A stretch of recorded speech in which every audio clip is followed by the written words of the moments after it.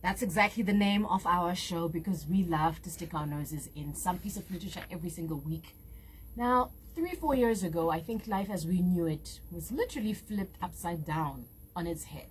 Remember that time when COVID hit all of us? We didn't know if this was the rapture, if this was the end of the world, if we were going to make it through.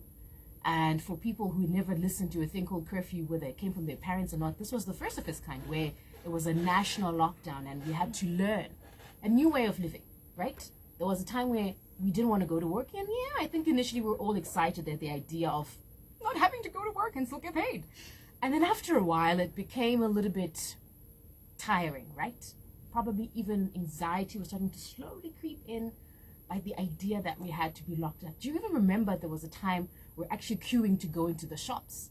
You had to have 1.5 meters between you and someone else as you're waiting for your turn to walk into the shop and buy your groceries. Remember the time we ran out of toilet paper because everybody panicked? And I don't know why toilet paper is the thing that makes us panic. Why is it not water? Why is it not soap? But toilet paper. We ran out of toilet paper during COVID because there was a panic. So do we go to the bathroom more when we're panicked? I don't know. But for many people, COVID also represented a lot of things. For some people, they lost a loved one and couldn't give them a decent burial. Remember that time where you had to stand meters apart? I remember for us as Capital, we lost our accountant, Constantine, his name was. But I didn't actually know that until he died, that his full name was Constantine. But we used to call him Costa. And I remember he died suddenly during COVID, and we couldn't go to his funeral. They only could accept, I think, two workmates rather. And I remember I kind of went to the funeral, but I had to stand at the gate of a Catholic church to look into the procession, and there was only a handful of people that were allowed to put him to rest. Do you remember that experience for yourself as well? If you lost someone you loved during COVID and you couldn't give them quite a decent burial or a send-off as you would have liked to. And for some people, COVID also represented even reflection, self-reflection, relationships. Some people broke up. I remember we did a radio show and some people were going on about how they actually realized the person they're married to, they don't like that person. Because normally, you know, you see that person in the evening, you eat, you sleep, and you wake up and you spend the rest of your day with other people and you come back. During COVID, you had to live together, and some relationships didn't make it. And for some people, maybe you could be one of those people. You actually, like our guest today, may actually have had COVID. And during that experience, something happened inside of you. Perhaps you saw death differently. Maybe you're not afraid to die anymore. I had COVID, and I remember the one day I was struggling to breathe and I was crying. Can you imagine that, when you can feel life escaping, and that the only thing you can do is cry?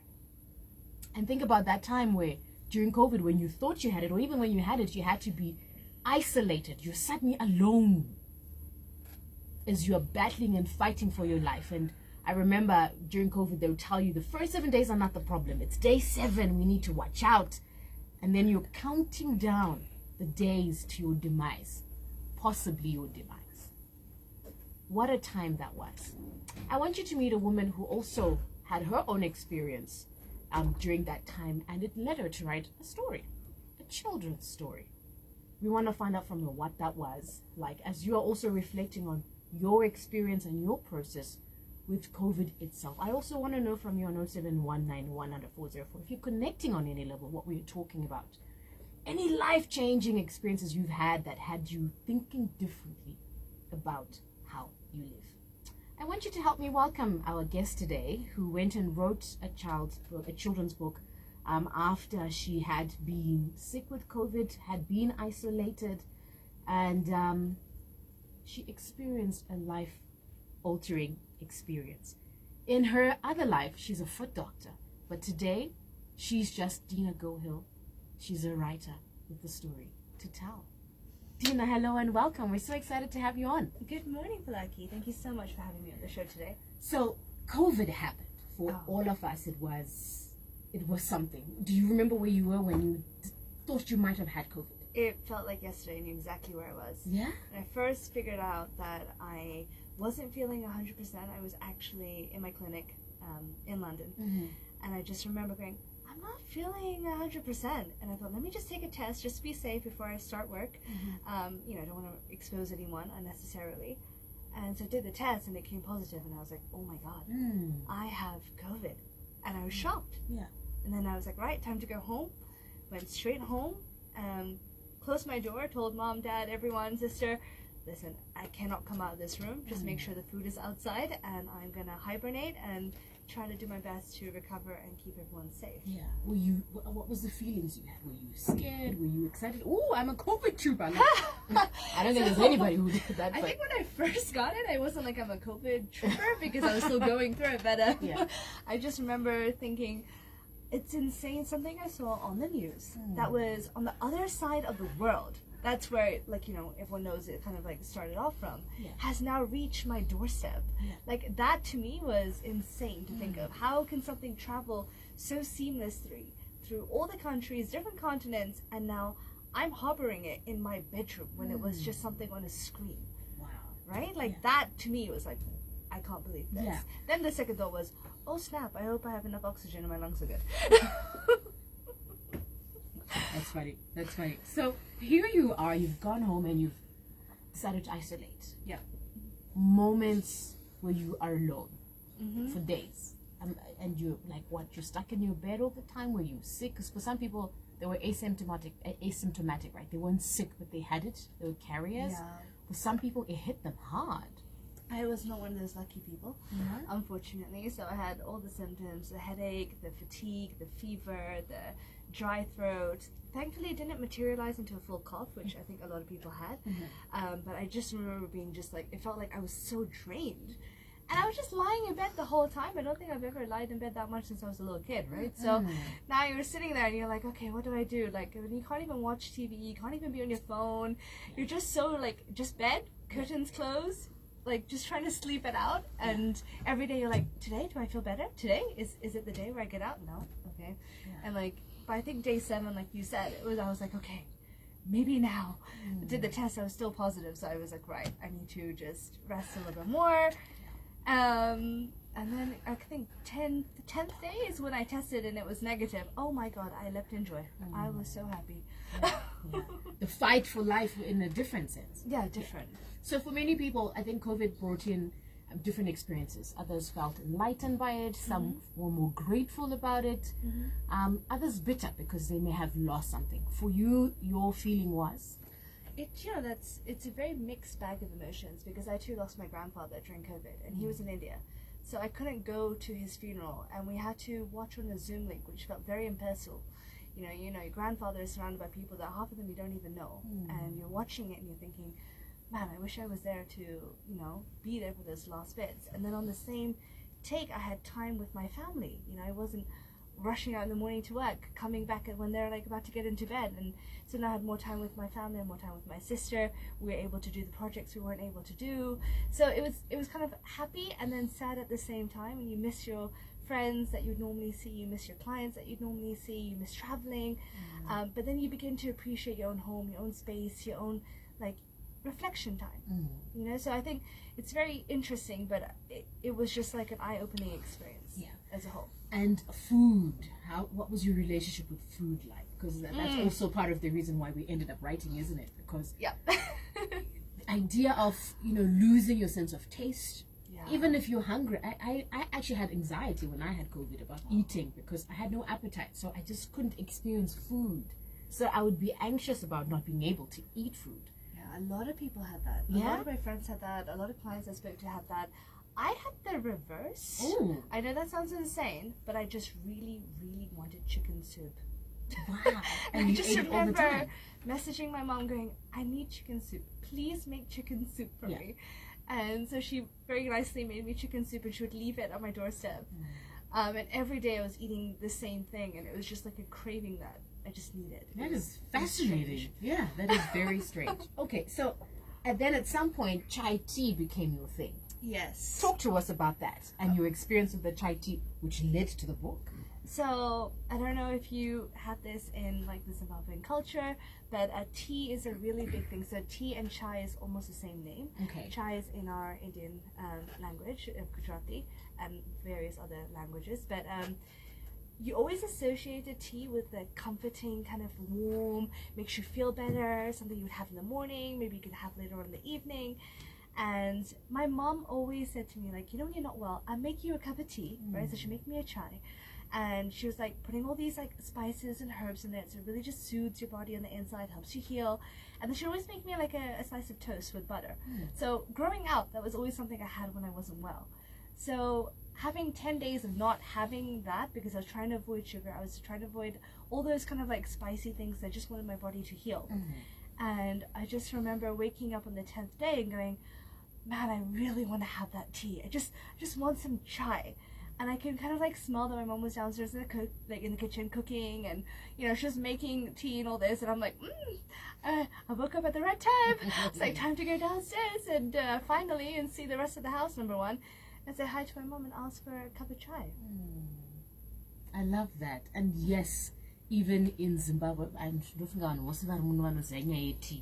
my mom, even till this day, if she will not go to bed without having a cup of tea. So I think tea is something we were all cultured. And I don't know if it's the same thing in your culture. In our culture, the tea has to be so hot, like it's it will rip a bit of your tongue. When you have threads from your tongue because it's so hot. That's how tea is had in Africa. You want your tea very, very. Yeah. So I understand what you're saying about tea, and then you're having your chai tea. And somebody else comes to visit you as you're having your tea. We had an uninvited guest in the house. Tell us. So I finally sit down at the table, and my tea's in front of me. My mom's busy in the kitchen doing what she's normally doing. And I just see like this little fly. And it just zooms past me. And I'm like, when did we get a fly in the house? Like, where did this fly come from? Yeah. And you kind of ignore it. You go, okay, it's fine, it's in the house. Let it do what it's doing, right? Yeah. And I go to pick up my tea before I can even have my first sip, and this fly comes out of nowhere and does an Olympic dive into my chai. A full 10 out of 10. Straight in, and I was like, oh my god, I just panicked. I was like, there's a fly in my chai. So here's the thing where I come from. Flies are not only unwelcome, they're just like, it's something that flies are just not. What was your feeling of flies before it falls into your chai tea? That's a really good question. I don't think I thought much about I don't know, like flies as an unwanted sort of guest. Yeah. But it was just, I knew they were part of life. Like, every insect, every animal, every human, every mammal or reptile has a place on this world, right?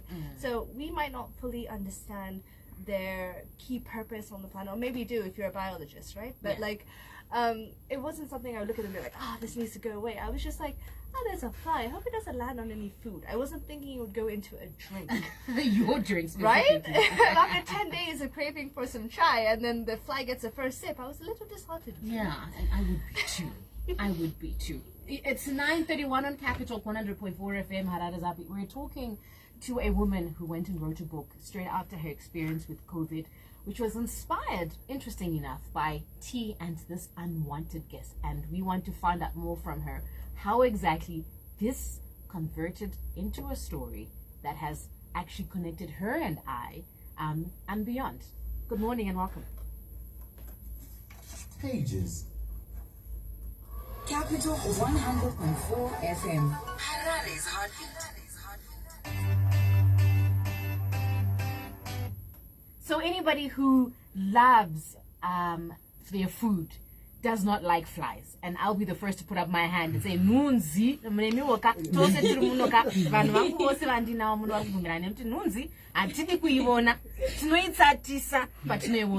I think that's the one time we feel justified. Nunzi mapete forgive me, ants. I'm an ant killer. If ants go in my food, I am not touching that food.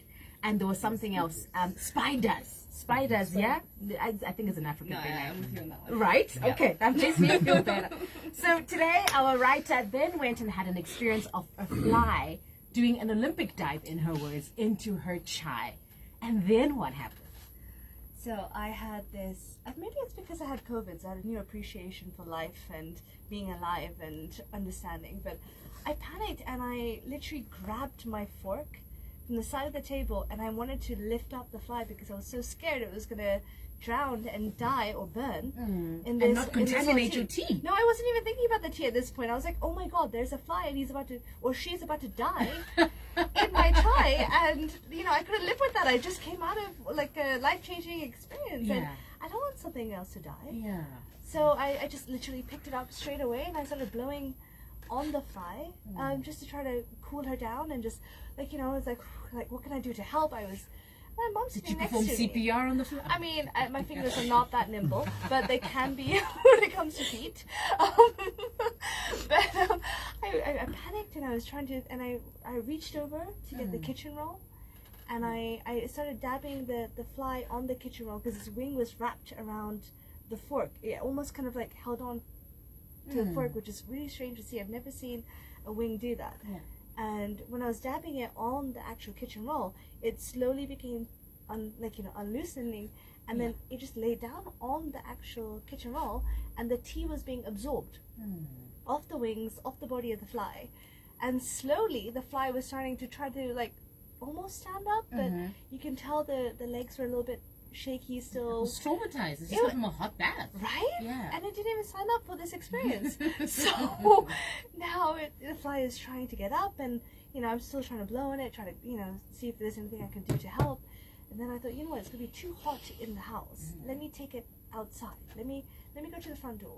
Let me try to get some air to go on. You know, in the UK it's far more colder than it is here in Zimbabwe. Right. So I opened the door and I put it out on the doorstep, and it slowly kind of stood up, and it wasn't facing me at the time, and then all of a sudden the fly turned around and it just looked at me, and it was I can't even begin to express my shock. This fly turned around, looked at me, and just stayed there and looked at me for a good 10-15 seconds, and I was like, "Go on, buddy, you can go now, you know, go outside."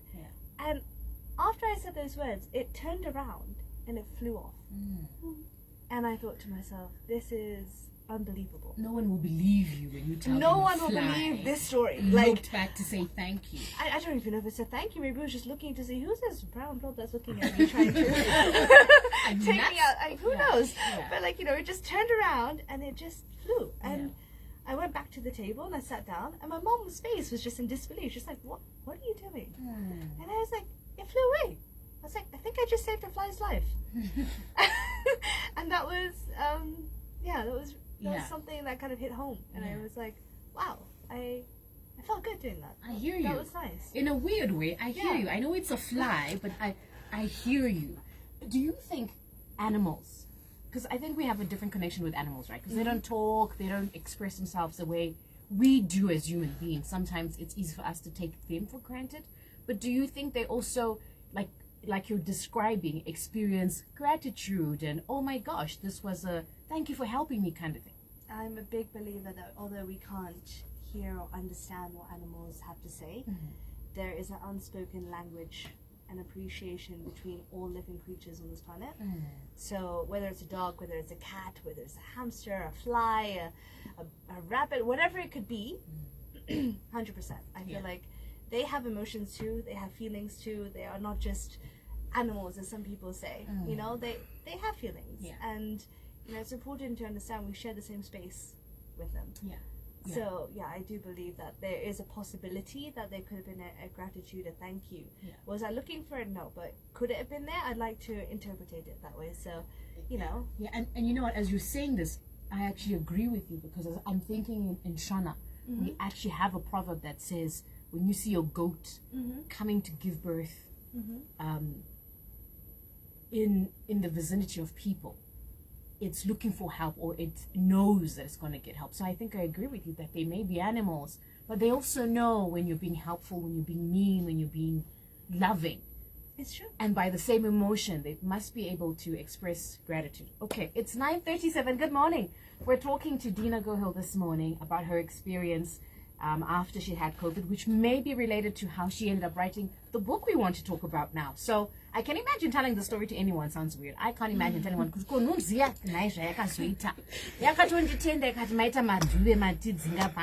can't imagine. And I was saying in Shona, I can't imagine telling anyone a fly, looking me in the eye, and I'm telling anyone that it was actually saying by my totem, which is a zebra. Okay. And they call me not a female zebra, but let me just say I'm a female zebra.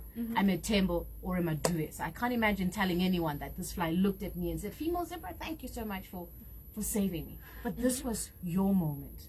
And I'm sure you did tell people. And I think one of them actually said, "Why don't you put it in the book?"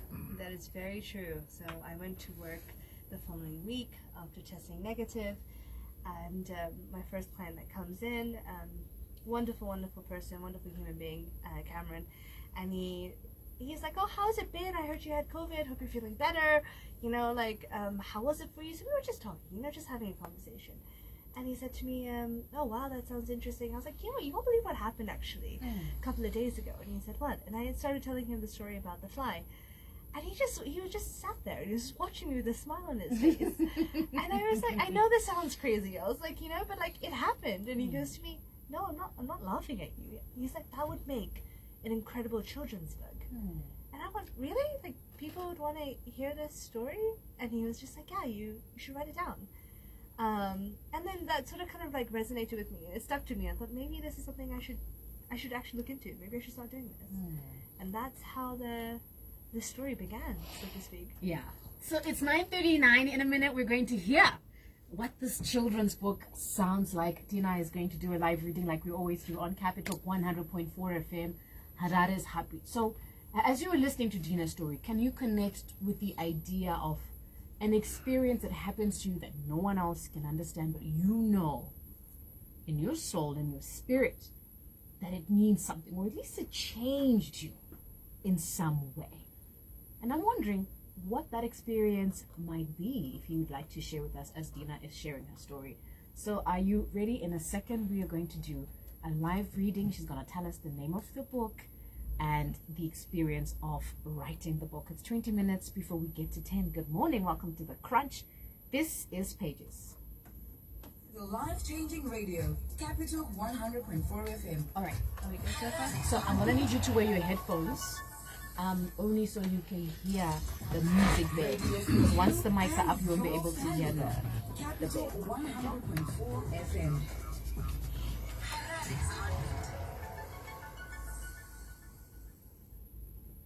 All right, so we are about to do a live reading of today's book, and maybe before we hear from the book in itself, Dina, tell us a little bit about the process of actually then writing the book, because you are not a writer by nature. Would you say before the book you're a writer by nature? No. Yeah.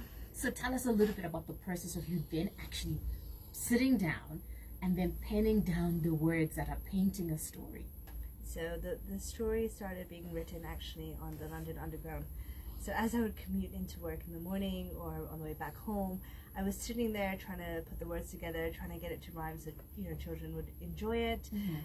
Easy language, but also enjoyable for adults. I think that's really important because a lot of the time it's the parents that are reading the books to the children. Right. So I wanted it to kind of accommodate for both and kind of all ages, all genders, just to make it easy. Yeah. And then when I started putting the words together, I kind of found because it was a true story, it just started flowing. It wasn't something I had to sit there and like think too hard about how to put things together. It was all about how do I make it rhyme, how do I make it easy, how do I make it fun for someone to read. And I also wanted the book to go towards a good cause.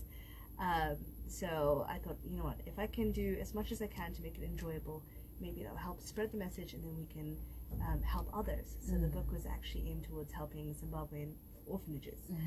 So the profits are going towards that. So then I did some fun bits at the back. I did some coloring pages because I figured kids would love coloring. I got fun activities so people can, the parents and kids can sit and write together. where they've seen a fly also, so you can like kind of take it with you when you're traveling, and every time you see one you can write it down. And then at the back, like you very much mentioned about the chai, we have a chai recipe, so you can make the chai yourself at home, and you can drink the chai and you can read the book at the same time, which makes it more fun. And maybe you get to meet more flies whilst you are having There we go. the process of having some chai. This is so exciting. All right, so I want us to talk a little bit more about the cause in a minute, but Sure. I also want to give you the opportunity to share your book with the listener. All right, so Dina is going to read for us from her book.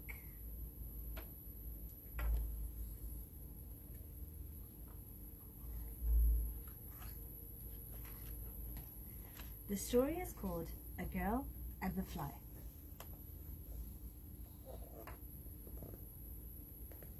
Rumble in my tummy and the aroma of delicious food.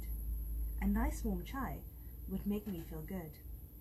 I just woke up and I have a naughty craving. Namaste, Mummy. What are you making? The smell of fresh toast and a breakfast platter for most. Tea, ginger, mint, and spice is Mummy's secret recipe brewed twice. Would you be so kind to keep me in mind? Please, Mummy, can you make me some chai? On the table, love, it'll be very soon. Brush your teeth quick, quick, it's nearly noon. Brush, scrub, mint, and clean. I'm ready now for my chai and still very keen. I hear my mom, your chai is on the table. I better get going now that I am able. In a cup, my chai rests. In all its warmth, I'm excited, I must confess. I wonder, did Mom forget the honey? She reads my mind. I didn't, don't worry. All right, so I want you to stop there because we don't want you to give all the story away. Oh, I kind of rhymed there, sort of ish. Kinda. But that is beautiful to listen to. Really, and I was actually seeing the picture of Mommy, and yes, all of us as kids didn't really like brushing our teeth till noon, if not later. I actually did connect with that child story, and wow, and you wrote this yourself. I still can't believe it. Wow, and figuring all the rhymes because rhyming is not that easy, and still make sense of the sentences to make them rhyme. That took some time, but Wow. I had a lot of help from my family and my friends who listened to me say it over and over again. I'd be like, does that sound good? And they're like, yes. I'm like, okay, great. I'm sticking to that. Yeah.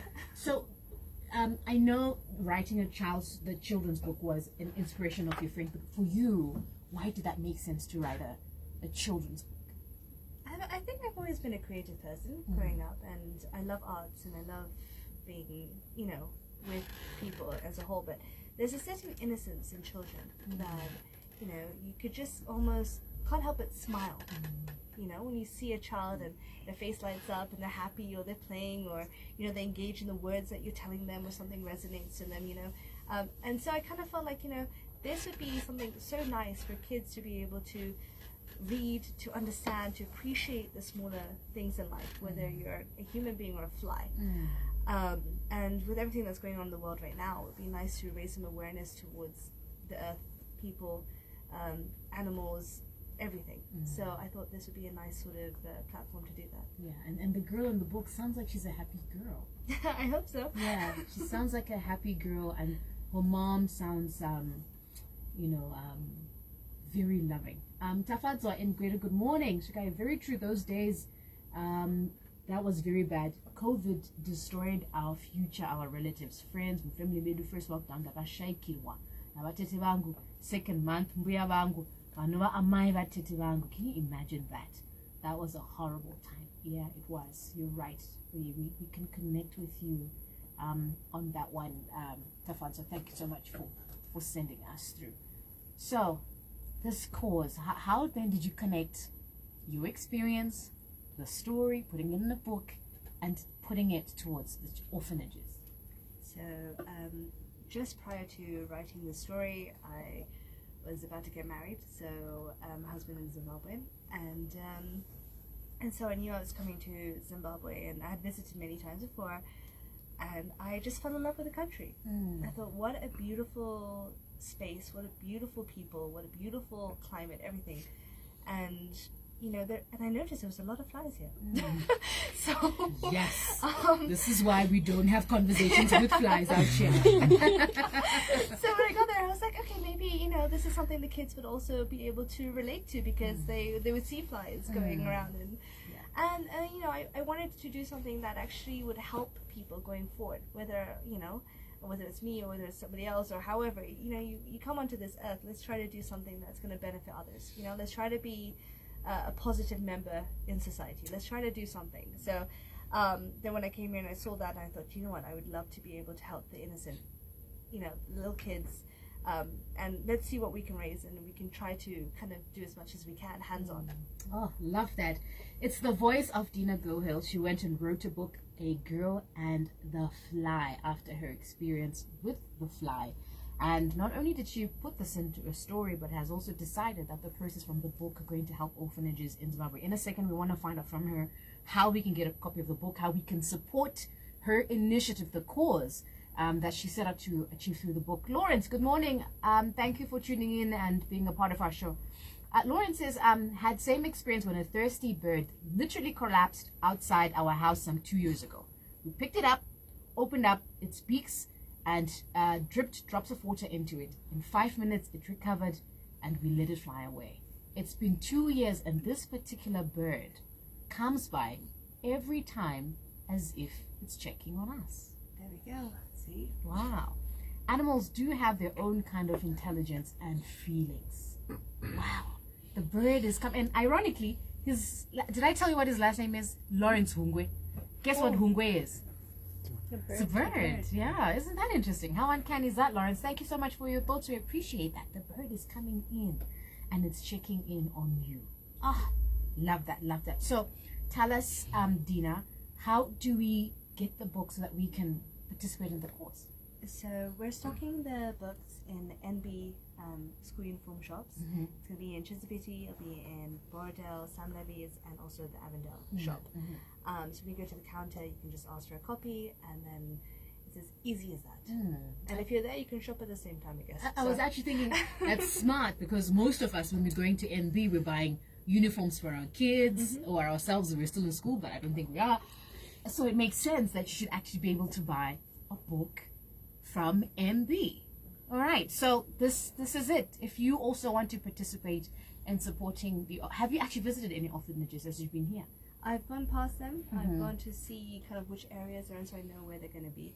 And then once I can raise enough that I can go in and start speaking to the managers and so forth and saying, look, this is what I want to do. Can I please go and speak with the kids? Can I spend some time with them and kind of talk to them, see what they really want? No point me bringing in something they're not going to want or need. Fair point. And then I want to actually go and get those things myself and then bring it to the orphanages. Love that. And if you want to be a part of this process, where we are looking out for children who don't have their parents, or have parents who don't want them, or parents who cannot take care of these children, Dina, as well as the orphanages, want to participate actively in these lives. And you too can, by simply walking into NB, getting a copy or asking for a copy of A Girl and the Fly, so that we can support our children in our country. Randomly before you go, Dina. Oh, did I mention to you that Dina is a foot doctor? I can see your feet. Let me just have a look at the people's feet in the studio. No pressure. Now, they're lucky because they've got closed shoes in there, but feet tell us a lot about people, huh? From the nails, calluses, cons, manga. They tell a lot. Foot doctor, tell us about that. So are you foot doctoring in Zimbabwe? So I'm soon to be opening a clinic in Zimbabwe. So very excited to do that and have things open and running. And we are excited. We will be checking in with you, Dina. We also will come with our feet. So what you do, foot scraping? So my YouTube channel is called The Foot Scraper. I started it a long time ago. But yes, I guess there's some aspects which is foot scraping. So it's both medical as well as aesthetic. So if you have like ingrown toenails, if you have fungal infections, if you have callus, hard skin, cracked heels, if you're having heel pain, if you need insoles, biomechanics, it's all of that in one. Right. Yeah. The foot scraper, come writer, Dona Gohil, talking to us today about her book, Don't forget, NB is the place to go, so you can get a copy of this book for you to read to your kids. And let me know what you guys think about it too. Yeah, I personally loved it, and we would certainly love to know what your feedback is once you manage to get a copy of the book, and even just a little bit that you heard. I'm sure you can tell that it is a story worth reading to the end. But today we made sure that she didn't finish the story, so that you are also excited and looking forward to get your children a book. Wouldn't that be nice today? Go home having bought your little person a book that you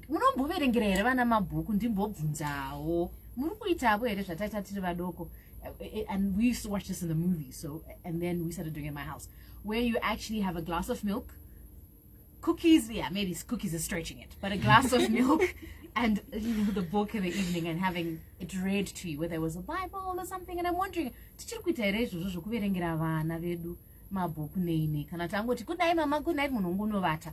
So this is all we have for you today on Pages. Dona Gohil, we happen to be on social media, especially in terms of the book. Yes, absolutely. So social media is on Instagram. It's called @agirlandthefly, and also @DG Podiatrist. Okay, DG Podiatrist. I want to see if you can spell the word podiatrist. It is Capital 100.4 FM. I don't know. There's just something about this fly experience that's also warming me up, I think, as a person, right? Like, I'm not saying let's be friends with flies. That's not going to happen. But I think just thinking differently about our experience with the world around us. Truthfully, I think we need to think differently. Vahungwe, thank you so much for tuning in. It's 7 minutes until we get to 10 o'clock. That's what we had for you on Pages today. I look forward to you and I running to each other at NB, as we are going to be getting the book, and also catching up with the foot doctor on her socials. And